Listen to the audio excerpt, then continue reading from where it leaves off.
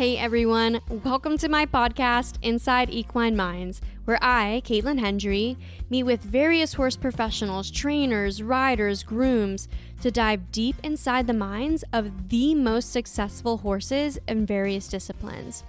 I'll take you behind the scenes from the horse's perspective to learn about how these horses are trained and managed in a way that strengthens their mental game and has fueled their massive success. This podcast is brought to you by EQPI, or Equine Performance Identities, a personality profiling tool for horses that guides people to becoming the partner their horse actually needs. We all want our horses to be a happy and willing partner and to enjoy spending time with us. An EQPI profile gives you the information about your horse's individual needs and motivations, so you can adapt the way that you're working with them to ensure just that.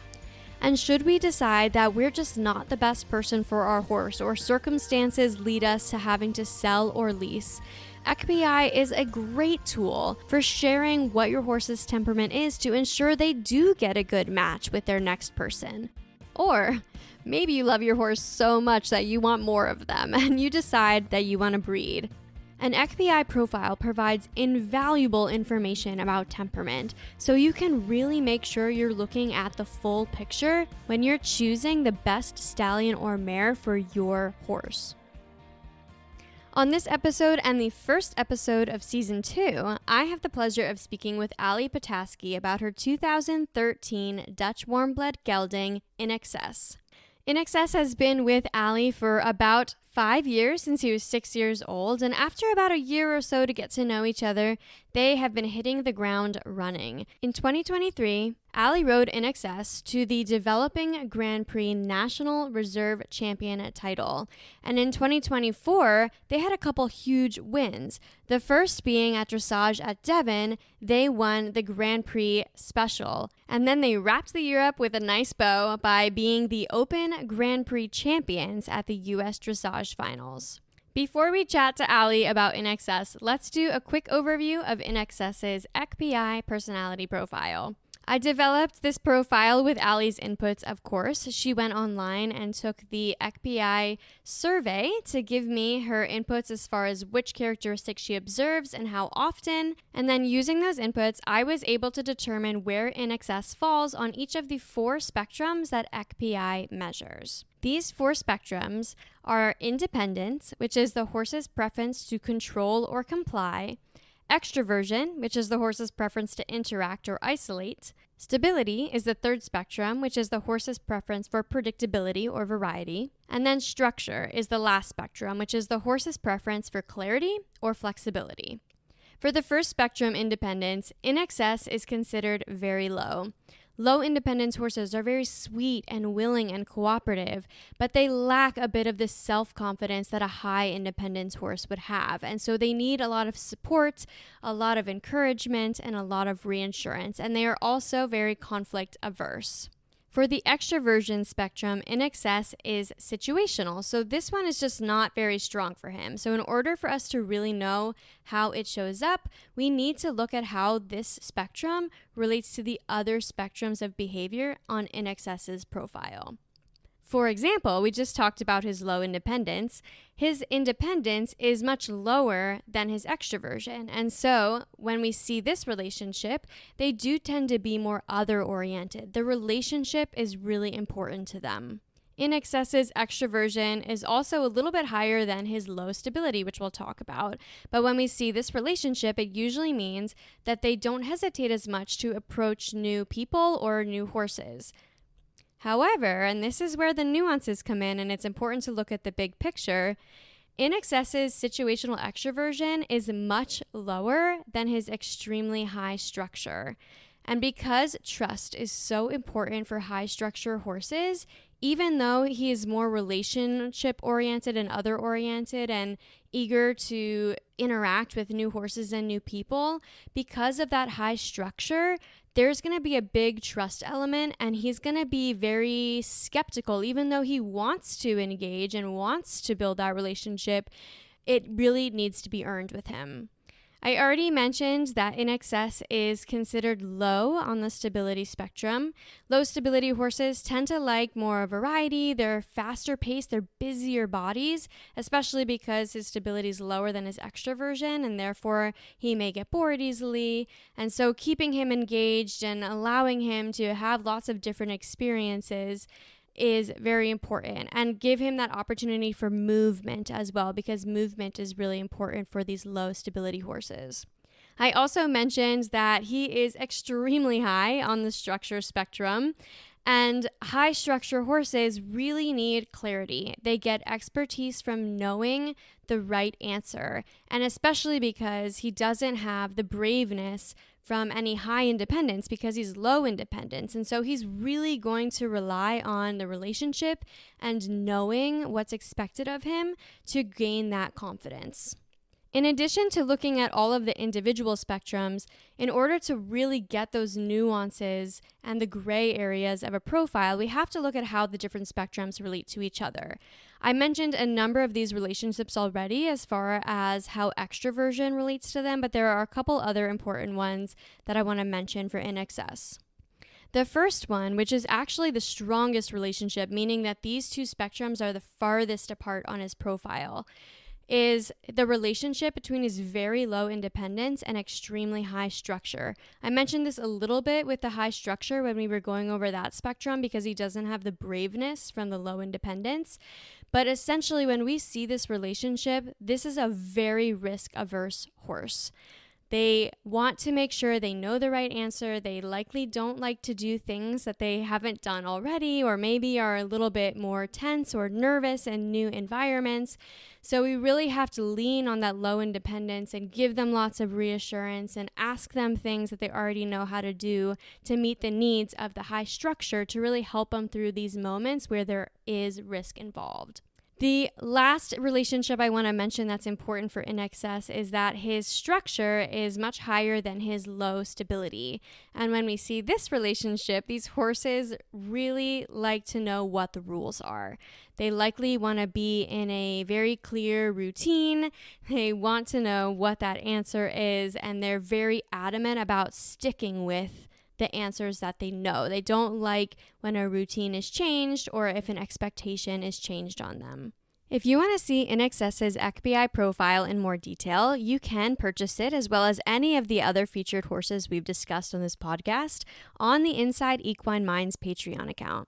All right, now that we all have the same basic understanding of INXS's ECBI profile, let's get to the goods and talk to Allie. I love to start by asking sort of two questions, which are the flip side of the same coin, right? The favorite thing and the most challenging thing. So you've had INXS now for about 5 years. With your experience, what's your favorite thing about his personality and about working with him? So for me, it's sort of both is what I love and what's the most challenging. But his intensity and his drive to work and to please, and his really just involved sort of demeanor make it really fun to ride him. But it's also something that has been a challenge to kind of harness all of that intensity. So I really think it's both. He's so eager to work that it's just training him and being with him every day. He never says no. He always is just trying his hardest. So that's really fun to have a horse that just offers and gives you more and more. Yeah. But at the same time, it's hard when he goes over the top, or when he just is too intense, and then I have to regulate that or regulate myself to regulate that.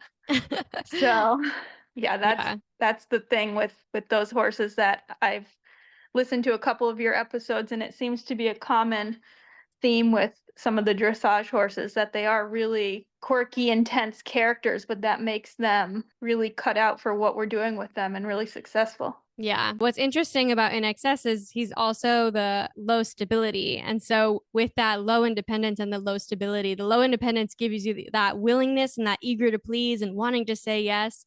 And then that low stability is that higher energy horse that's just kind of go, go, go, go, go. So I'm hearing that a little bit in your answer as far as what's good and also what's challenging. Yeah, for sure. Sometimes the longer you work him, the more it sort of builds up and he gets just really more powerful and more sensitive and hot. So Mm, finding out how to get to use that energy, how to really make him understand that he doesn't have to get stressed when he feels that mm, he uses the power, he uses the ambition, but he doesn't go over the line where he then is uncomfortable and becomes just too much and isn't enjoying it. There have been times when it's not so much a specific thing, but just where he gets a little bit too intense in the training and we just have to take it easy and back off. But nothing particularly dramatic. It's just more an internalizing sensitivity there. He gets more and more supercharged. You don't tire that horse out. mm-hmm, mm-hmm. Those tips you're mentioning, having to learn how to manage that. What sort of tips have you found work for his sort of personality? Well, I think in general, like you see in him, he has a very alert posture and like an alert, even on the ground when you go into his stall. Every time you go into his stall, he stands up and he arches his neck. I mean, not stands up, rears, but stands up really Right. tall, proud, arches his neck, looks at you like, "What are you doing in here?" And so when I first got to know him, I actually worked a lot on just like relaxing that and lowering his head and making him a lot more low energy around people in general and around daily stuff in the barn. Even some groundwork and not even so much desensitizing him, but just controlling and starting to shape his energy where he understood sort of how to move around me, how to yield, how to take a little bit of pressure in a way where he stayed mentally very workmanlike, very attentive, but also not edgy. Mm-hmm. That took a long time and it also translates to the riding, but just tacking him up when he walks before we ride, just really taking the time to make sure that his muscles are loose and that he has time to just react not too quickly, not too much with tension. Mm-hmm. Is there anything in particular that you think is driving that attentiveness? Like, is it anxiety? Is it just not knowing the right answer, not knowing what to expect, or change in routine? Like, what Yeah, do you I think think feeds into that? Yeah, I think for sure it's a bit of all of that. It's his energy is just high in general, and I Mm-hmm. think that it's probably and from my own mentality as well, like as a person, it's not so comfortable to be in that state where you're sort of like just overstimulated. And I find that I actually can empathize with him a little bit about just needing to take the pressure off, needing to take a minute, needing to just de-escalate. So I think it's for sure his general energy level and it's anxiety in a small way, but I don't think it's one thing in particular. Like he's not triggered by, a change in a routine or a change in, riding or anything. It's just he's a hot horse. Yeah, and very risk averse. His profile is very risk averse Yeah, because for his sure. structure is really high, and then with his low independence, you don't get the braveness because he's on the low independence side. Yeah. So maybe a little bit more insecure, and then high structure horses really like clarity Yeah. and like to know the right answer. So when you have both of those things, you get a very risk averse horse that's always kind of just looking out for, Yeah. Yeah. just very alert, like you mentioned. For sure. He's very alert, but he's also very trusting of me. I mean, because I ride him and work with him, but he's very trusting. He's very honest. It's not something that's particularly difficult to deal with if you understand and you can Mm. manage that, because he's very literal. Like he wears his heart on his sleeve, so you can really tell what's going on with him, which is really cool because then you can make a plan and deal with a lot of that. And some of that stuff I dealt with just by like giving him more turnout, honestly, just letting him have time where he could use some energy if he needed to run and play a little bit, and he could also just not have to be so restrained and so micromanaged by us, in the barn. Like, he goes out a lot, and from the beginning that changed his baseline sort of intensity, because he, I think, felt a bit better in himself just being a horse. Yeah, just having time to sort of self-regulate a little bit, maybe. Yeah. In addition to increasing turnout, is there anything else that you did to help manage his personality around the barn? Well, the only other funny thing with the turnout is that we turned him out with a buddy, which was not something we did right away when he came, but in the more recent years, he's gone out with another horse, which is funny for him because he's very horse shy. So Mm. I think that also plays into his profile. Like, he's very, in the warm up in the beginning, especially, I really had to be careful and really had to plan and make sure that I could get through that without him having an incident and then being knocked down a notch with his confidence.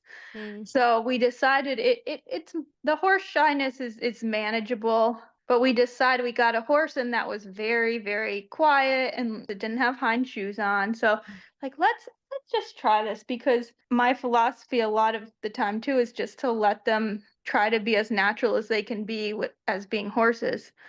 And it's natural to have a herd and to have some sort of interaction with other horses as well as being out. So we did that, and in the beginning, they weren't very interactive at all. He would go to the other side of the field, and that was that. They would both eat and, yeah, just exist separately. But after several months, and it was months, it wasn't like this happened overnight. They started to sort of do things together in the field. Like, they would come up to the water drinker at the same time, and then they would walk to the back at the same time. And it started like that. And then they got a little closer and closer, and I never saw them touch. I never saw them squeal, which is so funny because, yeah, I mean, he's just this very, very into personal space, INXS. Hmm. Then this fall, before we came to Florida, we saw them mutually grooming, and it was like, Hmm. oh my gosh, it's so He's growing up. yeah, he's growing up. It was such a big step for him. And then also at the water drinker, he started to boss around the other horse a little bit, which was great because, I mean, that's kind of what I hoped would happen, that he would gain the confidence to be around closer and closer on his own will. And Mm. I mean, it doesn't have a direct impact on a dressage warm up, but I think it has an impact on his confidence in general and on his ability to just self-regulate. Do you find with the ring shyness and the horse shyness in the rings, do you ever ride at home with horses in the rings? Yeah, I do, and he's It's the still same. very, yeah. It's any horse, like any time someone comes at him, Yeah. head on. It gets better with practice, but it doesn't get better by just forcing the issue, Right. saying just keep going, keep passing another horse, keep doing it. He's not that dull, like, he will get more and more nervous about it. Instead, you have to do small steps and, take it slow. And every experience, if it's positive, then he gains confidence from that. But you can really set him back by, blowing it up. Yeah. You mentioned that it was interesting that he was stayed away from the other horse in the field because he's so in your personal space. I'm curious, Yes. was that something that he was doing from the beginning, or did he kind of warm up to you and now he's in your personal space? Yeah, he definitely warmed up, and he's actually not like, he's not pushy at all, but he'll interact a lot more and more. He'll come and, stick his nose on you and sort of, do cute things and all that, but it's not into your personal space. It's more like he comes up to you and he's interactive, but he's never, he'll never push you over, never step on you, he'll never bite you. He's very, very respectful about that, and that's totally how he is. It's nothing that, I've taught him or that we've worked on or anything. He's incredibly aware of Yeah, body language. Body right. language is a big thing, so. Yeah. And respect is a funny thing because I don't, they talk a lot about how horses don't really understand the concept of respect, but I do hear people use the term respectful a lot for those low independence, high structure horses because they are sweet and willing and they want to please, but they're Yes. also very sensitive as far as like what's right or wrong. And if they have a previous experience that taught them that something's wrong, they'll like never do it again. They're Yeah. like, oh, I know the rules. Yeah, I think that goes back to just like horse behavior in general and like in a herd and in that sort of dynamic. I always sort of tie it back to like nature and how they are if you were to not humanize them so much, like in our sport, and that those horses are very content in their place in a herd. They just exist in that and happy can be. Yeah. And how long did it end up taking him to warm up to you and sort of start engaging with you more? Not quick either. I mean, he moved around a little bit before I got him. He came from Europe, so it was a big change. And I think, like, not knowing me at all, I took my time getting to know him in the beginning and figuring out, all that. I knew right away the type of horse he was and that I really liked working with him for sure, but just figuring out what he knew and sort of what the best way to go forward with all the training was, and not even just in the dressage ring, but just managing him. He's very sweet on the ground. Like he always was very nice, and I think too, like riding and showing, it took about probably a year for me to really get where I felt like I could start showing him, or that I really understood how things were best understood by him. Just because it took him a while to kind of warm up, or it just took that long to just get to know him? I think both, and I think it took him that long to understand like me and sort of working with our program, working, with what we wanted and moving. So I got him when he was about 6, and so that's a little bit of a hard age because they have a lot to learn in terms of moving sort of from second, third level up to pre St. George. Like eventually, they have a lot of movements to learn. They have to learn to collect. They have just different dressage stuff that he had to go through and understand. So just figuring out how to do that with what he knew before, and then adding to that, and then making it my own a little bit, and also doing it without a lot of tension on his part, because again, like you said, he likes to know what's expected too. He's very content in that, but it's again hard when you have to teach them a lot of different things that are new, and they don't so much know you. So it was a lot of different things in the beginning, but like I said before, he's so willing that, yeah, once we figured each other out, it's no problem. It's just reading what he responds to, what he needs. Yeah. I mean, it makes sense that it took him a little bit of time to warm up. And I'm not surprised it was with the horse as well, just because of that. The low independence is low conflict. So I think Yes. that makes sense with the horse shyness in the ring. He's like, Yeah, "Ah." yeah, And yeah, then, it's interesting because his independence is lower than his extroversion. So with that relationship, they're more like other oriented. And so that you do tend to see more social behaviors in that instance, except that he's not high extroversion. He's only situational. But to kind of add to that, then his stability is lower than his extroversion. And normally when we have that relationship, they do kind of approach quickly or want to get to know someone new, and are not afraid to approach. But then his structure's so high that when a horse has high structure, trust takes a bit of yeah, time to develop. And because his structure is so much higher than his extroversion, even though he is more relationship oriented and more kind of quick to connect, that structure kind of puts a bit of a break on that, I think. And like, even though he wants to, he's like, it takes a little yeah, bit of time yeah. to kind of break down that wall a bit. Yeah, that makes total sense because he definitely wants to please and he wants to work and all that. But like I said in the beginning, it's the best thing about him, but it's also the hardest thing. So to figure out how to manage that took me a minute. Yeah, it's an odd mixture because he's also incredibly brave in some ways. Like for me at shows, I mean, he's never spooked at anything. So it's a funny combination of intense will, but also, yeah, just that reservation when he's not completely sure. Mm-hmm. I mean, you mentioned when riding him, like figuring out how to help him regulate. When you're riding, what specifically do you do? Do you just have to like take a walk break or go back to something that he knows well, or how do you manage kind of bringing him back down if he's starting to build Yeah, up? yeah. I think for the first part of my time with him and riding him, we worked on just a lot of basic relaxation stuff, like just stretching in the walk, trot, and canter, and doing basic transitions just like within the gait and between the gaits, moving off the leg and all without him dropping its back and getting really short and tight. So a good base of that. And then the same thing, even still to this day, but in a bit of a different form. Like we take the time to warm him up in a really stretching, sort of longer rein, slower tempo, getting him where he swings through his body. He lets go on his whole top line, because I think for those horses, when they're mentally so intense, then it comes through the tension through the whole neck and the back, and they don't want to just relax and get supple and let go. So lots of suppleness, lots of lateral work.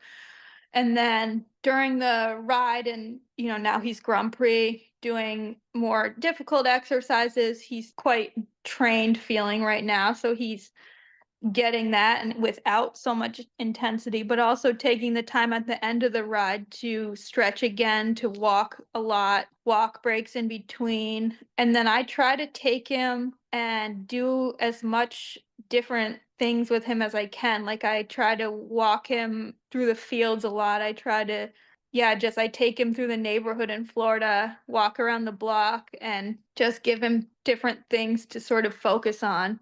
That maybe not all dressage, but it also helps me build a little bit of trust with him, and it helps keep him engaged and just feeling like he can sort of relax too when I'm on him. It's not always go, go, go, go, Grand Prix. I always joke, I'm like, I'm going to turn him into like a polo pony or like a trail horse or something, and it's not happening, but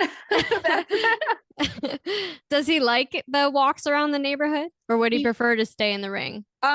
it's growing on him. He does Okay. like it. He sometimes gets a little bit puffed up about it, but he's not scared again. He's not scared of anything. He just gets a little bit like you feel the energy get in there and you're like, "Oh gosh, okay." Let's just keep I'll keep my reins a little bit here. We won't be on Yeah. my, on the buckle. And Do you usually go by yourself, or do you go with other riders? I like to go best by myself, because for him, I find that he relaxes a little bit more without the other horses there. Mm. And then I also feel like it just gives him and I time to just like, I mean, at the end of the day, it's just the two of us in the arena. So just sort of work on that. I don't know if it's the relationship, but just that he turns to me versus something external more. But it's Hmm. mostly also because, if another horse spooks and turns into him, he's not happy. So Yeah. it's more trying to figure out where he can start to relax the most, and just start to enjoy things at a lower speed. Hmm. Hmm. And do you find that when you're at a competition, are you able to kind of maintain the same routine, or like how do you mentally prepare him Yeah. for a competition, or when you get to the show, like how do you help him settle in, those sorts of things? He's actually really quite good off the property and traveling and showing, but I do try to keep the same, maybe not routine, because it's a different place and he won't have the turnout and things, but I try to keep it with the work the same. Like I get him out of the stall as much as possible, and we still take a lot of time to walk and to show him, like say we're going to go in a stadium, or sort of like a scarier show ring, that I don't necessarily have to train hard in there. Like I can go in, do some stretching work, transitions, walk as much, as I need to, and then maybe come back out into the warm up area where there's less horses, and then do the more training that I need for the test there.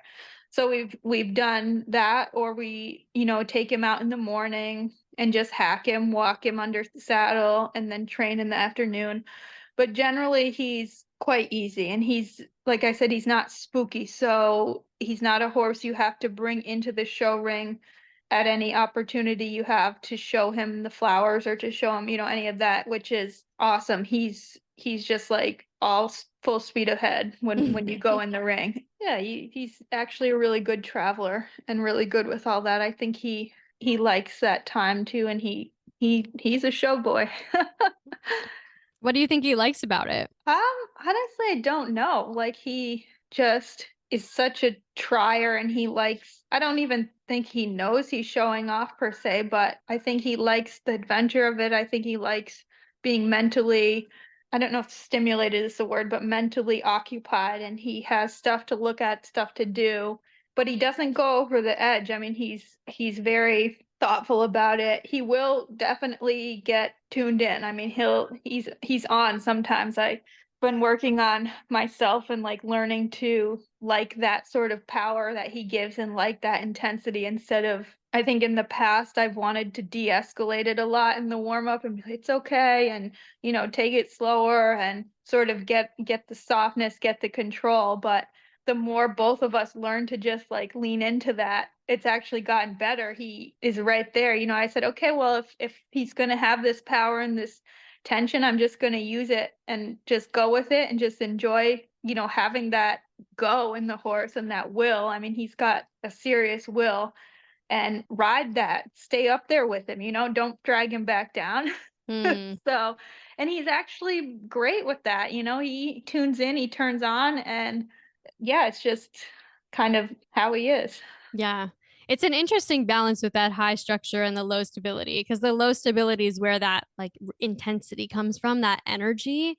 Yeah. Low stability horses do tend to like more variety, Hmm. but the high structure horses like to know the right answer and what's expected of them. So Yeah. it's an interesting balance trying to meet those two needs in that you're giving enough variety, but not so much variety that you're overstimulating that high structure. Yeah, for sure, for sure. And I think keeping our training program and myself and like my mentality as a constant is a huge thing because if I get too nervous or too intense or out of my normal sort of training intensity, he knows right away and that he doesn't like that so much, but working on really myself and emotional control and he's a horse that always also looks to me too like if I'm there with him saying yep we're good then off we go, but Mm-hmm. if one of us lacks that then yeah, then we can get in trouble. But it's nice that he does feed off of that part of the relationship too. It's not always just about like giving the perfect half halt, it's like being that security. When I close my hand and my leg and push, he's like really comfortable with that place now and he takes comfort in that sort of instead of shrinking back. Yeah. Yeah. I think some of that's that low independence again. Like Yeah. you've built that relationship now. So when you're like, we're good, he's like, okay, time to take a Yeah. breath. Yeah. Like, yeah. And I mean, it's the same thing also, like I said too, about the herd dynamics. It's sort of how horses work, and he's a horse that's very comfortable following, but at the same time, just so eager to please that when you get in that sweet spot, it's really, really awesome. Mm-hmm. It's rewarding to have built that Yeah, relationship. Yeah. for sure. So he's a dressage horse. His bloodlines are dressage. So I'm curious. I do want to dive into nature versus nurture because I'm always really curious what the professionals think, having worked with so many different horses. But before we get to that side of the conversation, I wanted to talk specifically about his personality related to dressage and how you feel like his personality is suited for dressage or how it's played a role in the success that you've experienced with him. I honestly think if he would excel at whatever he was going to do because yes, he's physically very suited for dressage, but I think just that ability he has to like form a relationship and to perform and to really be so eager. I mean, that's for jumping, that's for anything. And in terms of dressage, it's the energy, it's the way that he takes direction. He's really lovely in his body to ride. He's like a bouncing ball. He's short in his back and he's very talented physically for it, but just the fact that he's endlessly energetic and he's so in tune with what we're asking and what we're doing and working together with me that yeah, for me that's enough. Hmm.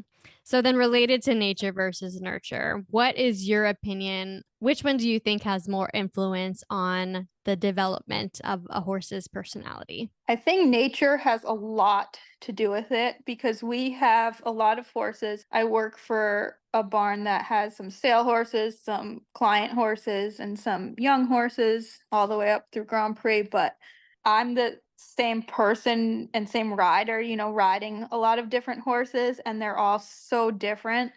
And I think you just see that right away from the beginning and from the young ones, what their tendencies would be, what their personalities are.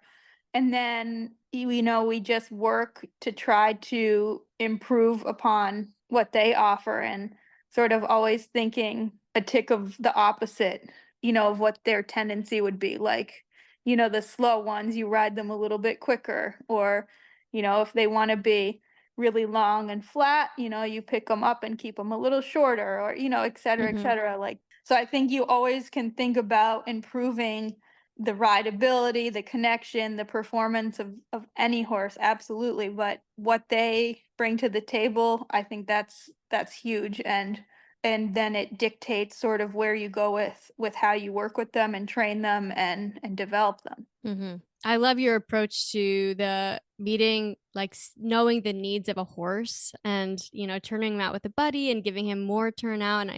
And I think it is important to note, like XPI really focuses on the individual needs based on the personality, but it's really a scale. Like first you Mhm. have to meet just like the basic needs of a horse, like, Yeah, yeah. an appropriate diet, interaction with other horses as much as you can. I mean, I know that's not really the norm in the competition space, but I love that you helped him with turning him out with a buddy. It's so easy to sort of assign horses like human needs and emotions. And I think we have to do that to be thoughtful to them and cater a little bit to what all that we can do for them. But at the end of the day, too, they need to be horses. Hmm. And I think any horse with any personality traits, yeah, like you said, it has basic needs, and yeah, good diet, space. I think part of the program that we have is based around basic horse care and management. And it's sometimes scary. Like, I'm not going to lie. I mean, he's a super accomplished horse now, and to like see him kicking up his heels with another horse, sometimes my heart stops for a second, but it's just something that I can't take away, especially for him, where he would be the type of horse, if I let him and catered to him and made him neurotic, he would be. Hmm. I feel like as much as possible, it just regulates the horses to have time to be alone and be independent and just not have to think about all the stuff we do with them. So, and it's not that it's a negative thing that we're doing anything negative. It's just, yeah, it's a very human made situation that sport horses are in, to sort of work both worlds as best we can. I think it's Yeah. never a bad thing. Yeah. Yeah. Well, I mean, hopefully with XPI, we can both understand the horse needs and then also the individual needs. Yeah, for sure. I mean, like you said, we're putting them in a lot of these situations that are not natural Yeah. and they create this stress. So if we can understand what their preferences are based on their personality and how we need to work with them in a way to reduce that stress. Yeah. Even if it helps them just come to the training session like a bit more centered, or a bit more, like ready to have that time with us and to work, and yeah, the just the general like comfort level of them just being horses. And building that relationship and knowing that we're going to support them through Yeah, that. for exactly. And that like he feels like he can come to those interactions in a really good way. And Yeah. yeah, it's just hard to incorporate all these different things we know we want for them, and get the sweet spot with all the different types of horses and their preferences too. If this conversation has inspired you to learn more about your own horse's individual needs and motivations, you can get an XBI profile at our website, which is